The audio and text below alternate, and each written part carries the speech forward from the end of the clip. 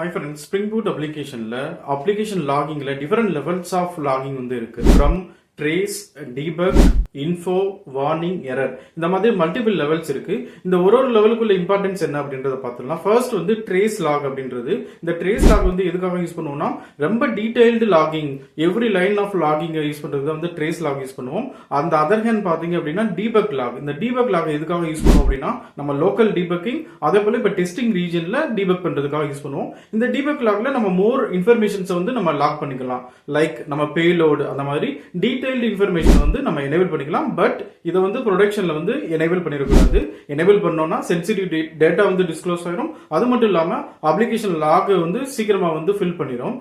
அடுத்து நம்ம பார்க்க போறது என்னன்னு பாத்தீங்கன்னா இன்ஃபோ லாக். இன்ஃபோ லாக் எதுக்காக யூஸ் பண்ணுவோம் அப்படின்னா நம்ம அப்ளிகேஷன் டிரான்சாக்ஷன் லைஃப் சைக்கிளை மானிட்டர் பண்றதுக்காக யூஸ் பண்ணுவோம். பேசிக்கலி ஒரு டிரான்சாக்ஷன்லயும் இம்பார்ட்டன்ட் ஸ்டெப்ஸ் நம்ம இன்ஃபோ லாக் வச்சு பண்ணுவோம்.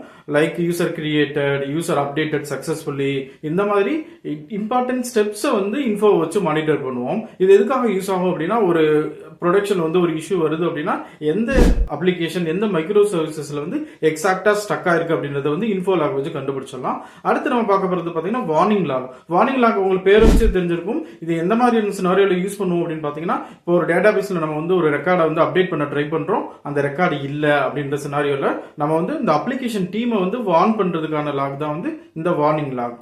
அடுத்து நம்ம பார்க்க போறது எரர் லாக். எரர் லாக் இருக்கிற லாகிங்ல சென்சிட்டிவானது, ரொம்ப இம்பார்ட்டன்டான இடத்துல தான் இந்த எரர் லாக் யூஸ் பண்ணுவோம். எரர் லாக் எக்ஸாம்பிள் பாத்தீங்க அப்படின்னா நம்மளால டேட்டாபேஸை கனெக்ட் பண்ண முடியல, இல்ல நெட்வொர்க் இஷ்யூ ஆகுது, இல்ல நம்ம ப்ரோக்ராம்ல இஷ்யூ வருது லைக் நல் பாயிண்டர் எக்ஸெப்ஷன். இந்த மாதிரி சினாரியோல எரர் லாக்ஸ் யூஸ் பண்ணுவோம். இந்த எரர் லாக் எங்க யூஸ் பண்ணுவோம் அப்படின்னு பாத்தீங்கன்னா நம்ம கேட்ச் பிளாக்ல தான் யூஸ் பண்ணுவோம். கேட்ச் பிளாக் பொறுத்த வரைக்கும் லோக்கல்ல நம்ம print track trace யூஸ் பண்ணுவோம். பட் அதை காரணத்துக்கு நம்ம ப்ரொடக்ஷன்லயோ டெஸ்டிங் ரீஜன்ல யூஸ் பண்ணக்கூடாது. மெயினா நம்ம get message தான் யூஸ் பண்ணணும். எரர் வித் get message தான் ப்ராப்பர் லாகிங்கா இருக்கும். ஓகே ஃப்ரெண்ட்ஸ், உங்களுக்கு டிஃபரெண்ட் லாகிங் லெவல்ஸ் புரிஞ்சிருக்குன்னு நினைக்கிறேன். இதுல லோவர் லெவல் அப்படின்றது எதை சொல்லுவோம் அப்படின்னா ட்ரேஸ் சொல்லுவோம்.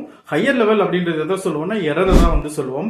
சோ நீங்க உங்களோட அப்ளிகேஷன்ல எந்த இடத்துல என்ன மாதிரி லாக் யூஸ் எந்த லெவல் யூஸ் பண்ணணும் அப்படின்றது புரிஞ்சிருக்குன்னு நினைக்கிறேன். இதை நீங்க டீடைல்டா தெரிஞ்சுக்கணும். என்ன மாதிரி அப்ளிகேஷன்ல இதை யூஸ் பண்ணணும், அப்ளிகேஷன்ல யூஸ் பண்ணா என்ன மாதிரி லாக் ஜென்ரேட் பண்ணும் அப்படின்றது நான் ஒரு வீடியோல டீடைல்டா கவர் பண்ணிருக்கேன். அதையும் நான் லிங்க் பண்ணிருக்கேன். மறக்காம செக் அவுட் பண்ணிட்டு உங்களோட கமெண்ட் ஷேர் பண்ணுங்க. அது மட்டும் இல்லாம தமிழ்ல ஒரு என்டர்பிரைஸ் லெவல் ப்ரோக்ராமிங் என்ன பண்ணுவோம் அப்படின்றத நீங்க தெரிஞ்சுக்கணும் அப்படின்னா மறக்காம சேனலை சப்ஸ்கிரைப் பண்ணிக்கோங்க.